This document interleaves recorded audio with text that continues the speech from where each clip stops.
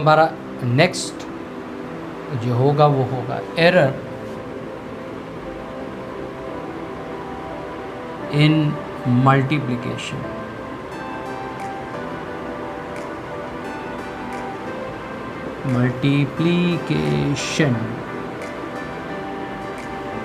कैसे हमारे एरर के रूल्स इस पर एप्लीकेबल होते हैं।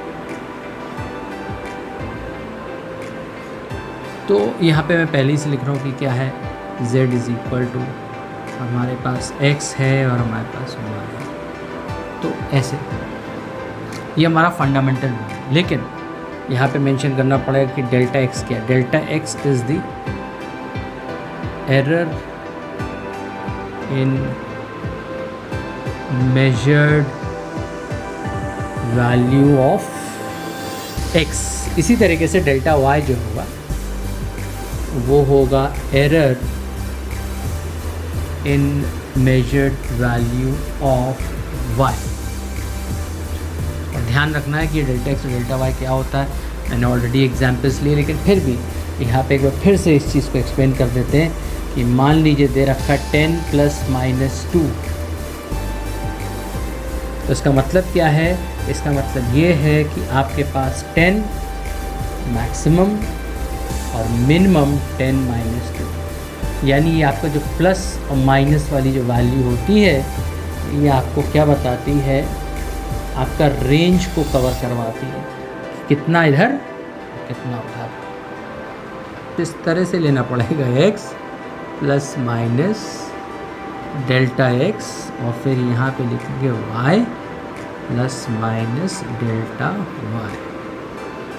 अब हमारे पास z कॉमन हो जाएगा, 1 plus minus delta z upon z is equal to, यहाँ पर x को आप कॉमन ले लीजिए, अंदर बचा 1 plus minus delta x upon x, फिर y ले लीजिए 1 plus minus delta y upon y।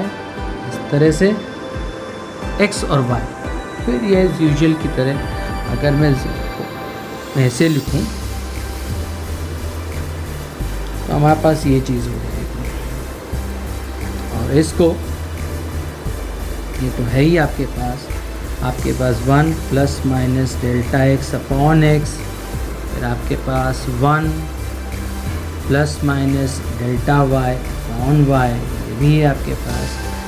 ये पूरा कैंसिल हो जाएगा, अंदर क्या बचेगा 1 plus minus delta z upon z is equal to, cancel हो गया ना। अब मेरे पास जो बचा प्रोडक्ट में उसके बाद इसको इससे मल्टीप्लाई कर दिया तो 1 आ गया, इसको इससे मल्टीप्लाई करेंगे तो plus minus delta x upon x plus minus delta y upon y, ये आ गया। और फिर मैं यहाँ पे लिखूँगा plus minus delta x upon x into delta y upon y। फिर मैं ये बोलूँगा कि ये जो टर्म है इसको ज़ीरो मान लेंगे।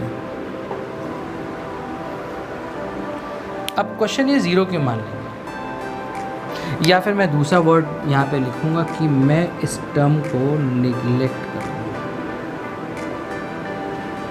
तो अब रीज़न ये है कि हम निगलेक्ट क्यों कर रहे हैं इसको, कोई ना कोई तो कारण होना चाहिए हमें निगलेक्ट करना। अगर आप 2 को 2 से मल्टीप्लाई करते हैं तो 4 हो जाता है, 0.2 को अगर 0.2 के साथ मल्टीप्लाई करेंगे तो 0.4 हो जाएगा। 0.4 नहीं, ज़रा एक बार देखते हैं, ज़रा इस चीज़ को ज़रा देखते हैं, ज़रा ध्यान दीजिए इस पर कि आप 0.2 को 0.2 के साथ मल्टीप्लाई करेंगे तो आएगा 0.4, 0.02 को 0.02 के साथ मल्टीप्लाई करें तो 0.0004। अगर आप 0.002 को 0.002 के साथ मल्टीप्लाई 0.003, तो ये हो गए 4 ये। तो यानी जब आप बहुत छोटी क्वांटिटीज़ को मल्टीप्लाई करते हैं तो वो क्वांटिटीज़ नेग्लिजिबल हो जाती है, तो उसे हम निगलेक्ट करते हैं, और इस वजह से हम यहाँ पर वैल्यू हटा देंगे। तो हमारे पास रिज़ल्ट क्या है, 1 और 1 कैंसिल हो जाएगा, तो हमारे पास जो यहाँ पे एंड रिज़ल्ट आएगा वो होगा delta z upon Z is equal to plus minus delta x upon X plus minus delta Y upon Y, और यहाँ तो प्लस माइनस है ही। अब ये जो प्लस माइनस वाली बात है तो इसे तो एज इट इज़ लिखा रहने देंगे, लेकिन यहाँ पर हमारे पास एक चीज़ है, ज़रा ध्यान दीजिएगा। Plus delta x upon X plus delta Y upon Y, हम इसको लिख सकते हैं plus delta x upon x minus delta Y upon Y. देखिए यहाँ पे क्या कर रहा हूँ मैं, प्लस प्लस को कंसिडर किया, फिर प्लस और माइनस कंसिडर किया। अब मेरे पास तीसरा ऑप्शन है डेल्टा एक्स अपॉन एक्स, नहीं यहाँ माइनस यहाँ प्लस, और फिर आखिरी ऑप्शन है हमारे पास delta x upon x minus यहाँ पे sign delta Y upon y. हमारे पास 1 2 3 4, जैसे यहाँ पे 10 + 2 10 + 1 10 10 - 1 10 - 2 इस तरह से ये। तो इसमें से मैक्सिमम वैल्यू जो मैक्सिमम है वो ये है, मैक्सिमम रेंज जो बता रहा है, और जो सबसे कम वाली साइड पर है वो ये, मतलब सबसे कम वैल्यू मैक्सिमम। तो यहाँ पे अगर आप एंड रिज़ल्ट देखें तो plus minus delta Z upon Z is equal to, plus minus बाहर कर लिया, कॉमन कर लिया तो ये माइनस, और हमारे पास हो जाएगा ये, फिर ये, हमारे पास वैल्यूज़ ये होंगे। यानी अगर इसको हम हटा दें तो हमारे पास रिज़ल्ट सिर्फ इतना बचेगा, और ये मेरा होगा फाइनल रिज़ल्ट। तो चलिए कैसे सॉल्व करते हैं, कैसे प्रॉब्लम्स, किसके प्रॉब्लम्स को सॉल्व करते हैं, अब हम जान लेते हैं। मल्टीप्लिकेशन का एक सिंपल सा क्वेश्चन है, देखते हैं इस क्वेश्चन में क्या क्या हो सकता है।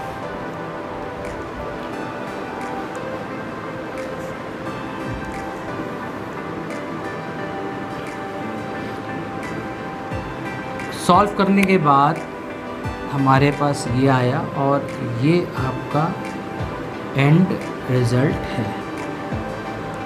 एक न्यूमेरिकल एग्जाम्पल देख लेते हैं इसका कि कैसे एक न्यूमेरिकल एग्जाम्पल मल्टीप्लिकेशन में इस्तेमाल होता है। बहुत सिंपल सा है, फटाफट हो जाएगा।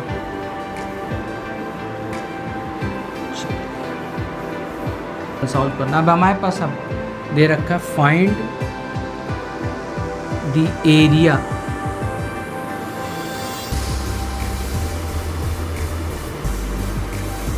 With error limits. तो हमें एरर लिमिट की बात कर ली कि एरर लिमिट, तो सबसे पहले हमें क्या करना, पहला काम, फर्स्ट स्टेप,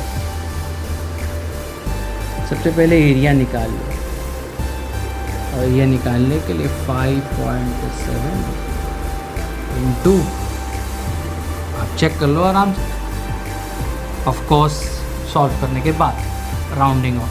अब जो सेकंड स्टेप होता है वो ये, area is equal to L into B, ये फॉर्मूला होता है।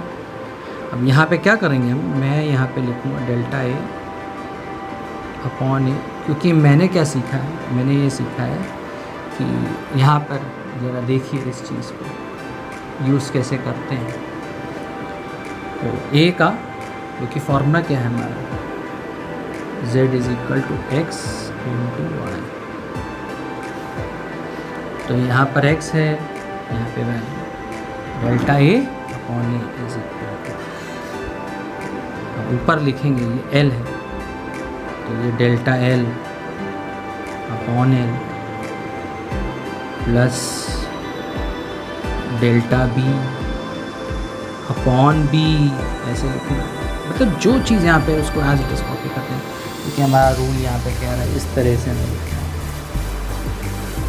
उसके बाद क्या करना है, उसके बाद तो खैर बेटा बहुत इजी है, डेल्टा ए अपॉन ए, और यहाँ पे जो वैल्यू है डेल्टा एल की वैल्यू कितनी है 0.1, एल की वैल्यू कितनी है 5.7, डेल्टा बी की वैल्यू कितनी है, पॉइंट। बी की वैल्यू कितनी है, बी। इसको आप पूरा सॉल्व करोगे, वैल्यू आएगी 0.08। पूरा सॉल्व करने के बाद ये आएगा। अब यहाँ पे delta a is equal to a, तो ये आया आपका कितना है, 19.4 इंटू 0.08, तो ये आएगा 1 पॉइंट, कैलकुलेटर से कैलकुलेट कर लीजिएगा, ये आएगा इतना। ठीक, अब आपको अपने रिज़ल्ट को मेंशन करना है। तो हमारा रिज़ल्ट कैसे इस तरह से मेंशन होगा, तो मैं यहाँ पे लिखूँगा एरिया है वो